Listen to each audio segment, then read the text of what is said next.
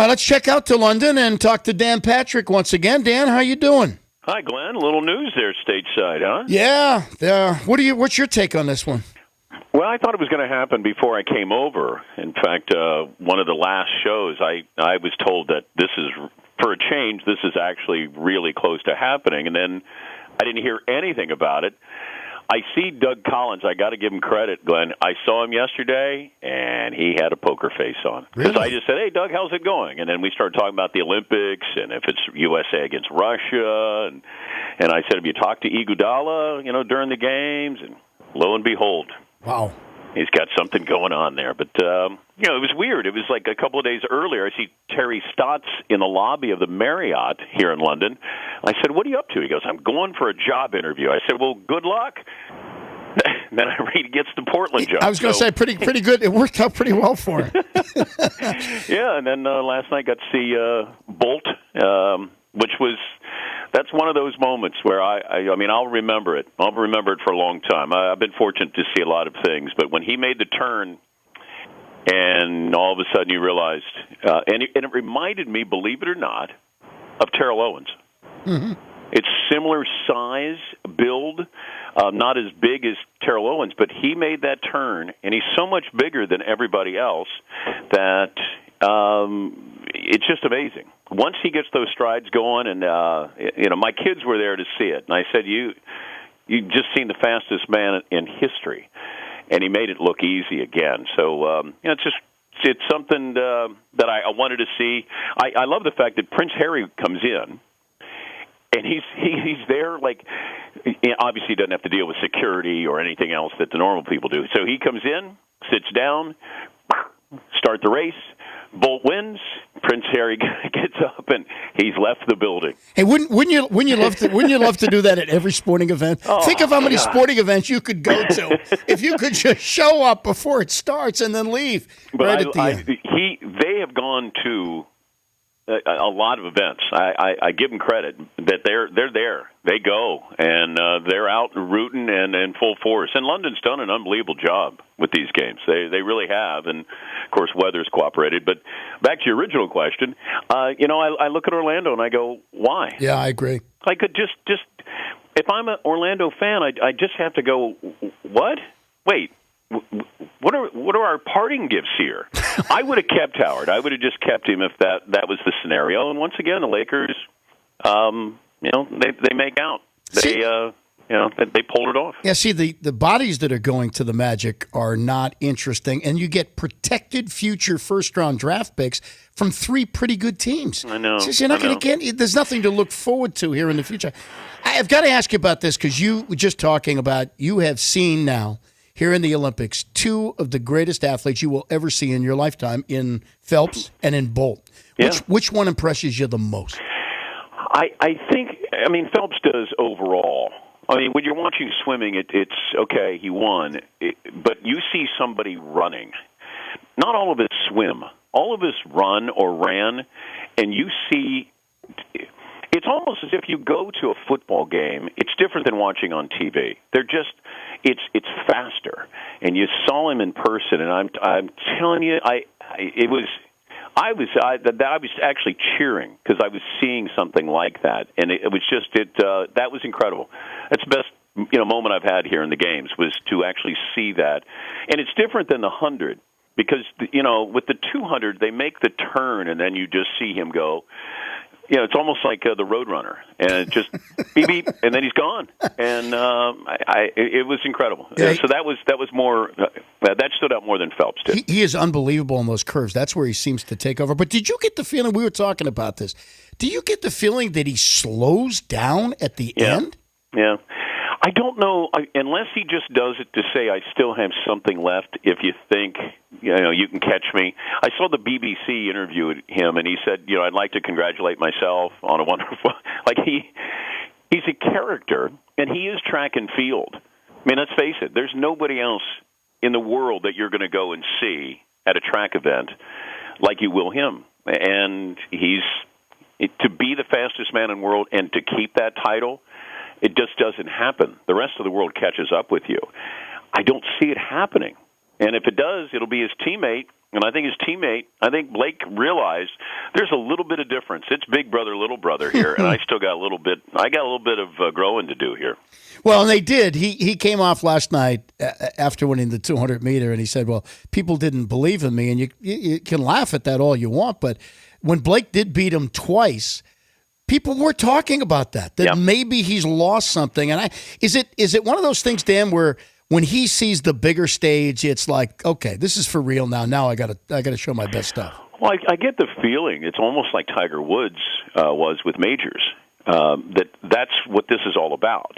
Usain Bolt can lose a race in Munich, but he's not going to lose a race in London. And I think he wasn't healthy. He was a little bit banged up, and he fixes spots. But these guys it's like a horse. This is a Triple Crown race. You got to get ready for this. Not something out at Santa Anita. You're ready to go big time, and that's what he did last night. But there's 70,000 people in there, and it's the feeling is like the movie The Hunger Games, where you got all these events going on.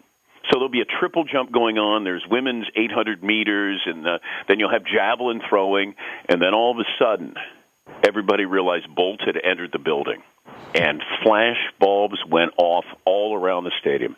And then you see him parade in, and it's almost like this panther. Like he just comes in, and you realize, here I'm here. I'm not here for long. And I'm going to win this thing. But he did a victory lap. I sent Paulie some of the pictures. My seats were pretty good. I don't think they were supposed to be. I think I snuck down there. But I was, he made a parade all the way around with the Jamaican flag and was posing while these other events are still going on. He's walking around and people are looking at him, not the events that are actually going on. Didn't you already get in trouble over there for taking pictures? Did the Queen give you permission this time or something? I'm in Westminster Abbey, and so Paulie goes, "Hey, got to document, take pictures." So I go, "Okay, I'm in Westminster. Might as well snap off a shot." Soon as I put the camera up, you could almost see this woman, her hand. I thought you were going to see maybe a couple of fingers coming right at me. It was like Matumbo, and she was going to smack this away. And she goes, "No pictures in here." And I just snapped it off. It's blurry, and I sent it to Paulie. I go, "Got yelled at for this one. Hope you're happy." See, we talked about it, Dan, and it has nothing to do with ruining any of the artwork or anything. It's a gift shop issue. They want to get you to purchase their pictures in the gift shop. But think about it. The professional photographer that's taking the pictures, they're selling in a gift shop, he's got some fancy camera with gigantic lights. Isn't that destroying the artwork? Come on. I ran into a guy, and I love this story. He took pictures of postcards, but he took the pictures where you couldn't tell that it's a postcard, so it makes it seem like he was actually at all these places. So you look at these things, and he was showing these people, going, "Look at this! Oh, golly, that is perfect! Oh, that's unbelievable!" And that's all he did is he just bought 15 postcards, didn't go to any of these things, and then made it seem like he went to all of them. So USA Hoops in Argentina. Apparently, Chris Mannix said this, that the Argentinians hate the USA. Yes. They do? Yeah. Why?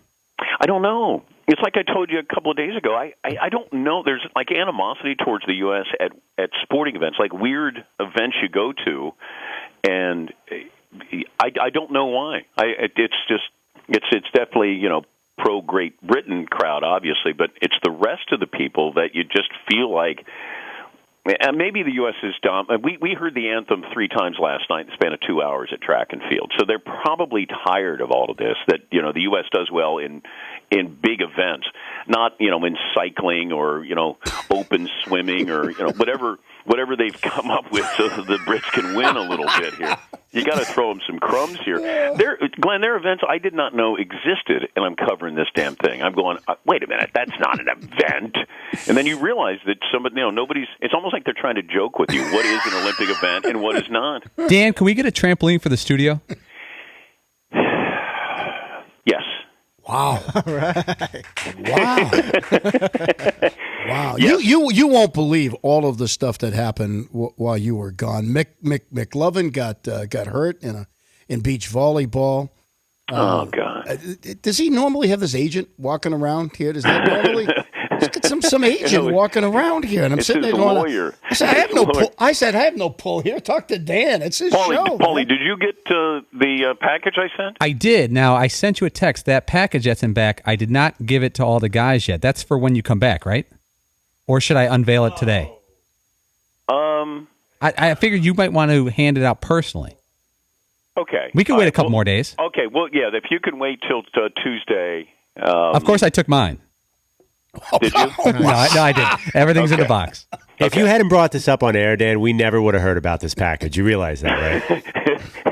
It's at my house, actually. Well, I was surprised because I thought, God, Paulie hadn't responded to this, and what I sent is pretty good. It's top notch. Yeah. So, okay. Well, we can wait. Your till call. Tuesday. I could do it today, or I could do it when you come back. We'll do it Tuesday. Okay. By the way, I ran into Ryan Seacrest, and like he said, hey, my radio compadre or something. Of all the things that Ryan would say, I didn't know. It kind of struck me as strange. So Your compadres, radio. Yeah, compadres. but I didn't know that. Really? I was like, oh, okay, and so I guess we're on the same time with Ryan in L.A., so that's what he was referring to. That could possibly be. Yeah, I didn't know that. So that was my other sighting. Meredith Vieira, Salmanix in the lobby last night. Trying to think there any other.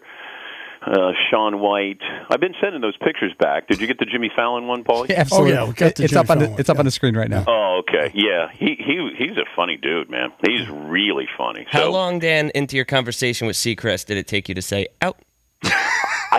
You know what? My son goes, Dad, you're on your best behavior with Ryan. I go, what did you think I was going to say? He goes, I don't know. I just thought you were going to say something mean to him, make him cry. And I go, no, I like my kids know my sense of humor, but they're just waiting for me to go, Secrets. And I held off. Look at me. I'm maturing. I'm growing All up. grown up. I'm over. Yeah, while I'm over here. All right, Dan, have a great final All days, right, couple guys. days, and they're all looking forward for you to come back here on Tuesday. So we'll be Thanks listening again then. for filling in for me. My and, pleasure. It's an honor to sit in here for you. It really I will is. be back in the chair on Tuesday, boys. You got it. See you, All Dan. right. See Take ya. it easy. Dan Patrick, live from London, right here on the Dan Patrick Show.